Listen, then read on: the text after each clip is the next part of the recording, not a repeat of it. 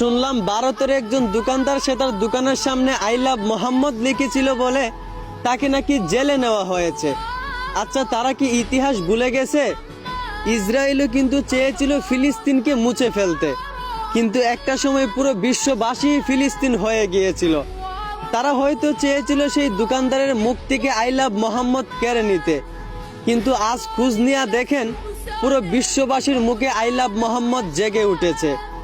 মুসলমানের ইমানের উপর আঘাত করলে মুসলমান কখনো থেমে থাকে না, বরঞ্চ মুসলমানের ইমানের পাওয়ার আরো বেড়ে যায়। আরে ভাই, আমরা সেই নবীর উম্মত যেই নবী শত পাথরের আঘাত খাওয়ার পরও দিনের দাওয়াত দিয়েছেন শুধুমাত্র আমাদের কথা ভেবে। আর সেই নবীর প্রতি ভালোবাসা দেখালে আপনারা আমাদেরকে জেলের ভয় দেখাবেন? তাহলে শুনেন, আমি আজ বাংলাদেশের মাটিতে দাঁড়িয়ে গলা উঁচু করে বলতাছি, আই লাভ মোহাম্মদ। আমি আমার জীবনের চেয়েও বেশি হযরত মুহাম্মদ সাল্লাল্লাহু আলাইহি সাল্লামকে ভালোবাসি। এতে যদি আমার জেলে যেতে হয়, এতে যদি আমাকে ফাঁসির মঞ্চে দাঁড়াতে হয়, তবু আমি একবার নয় 100 বার বলতে রাজি আই লাভ মোহাম্মদ।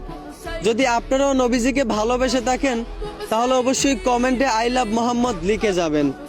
ধন্যবাদ।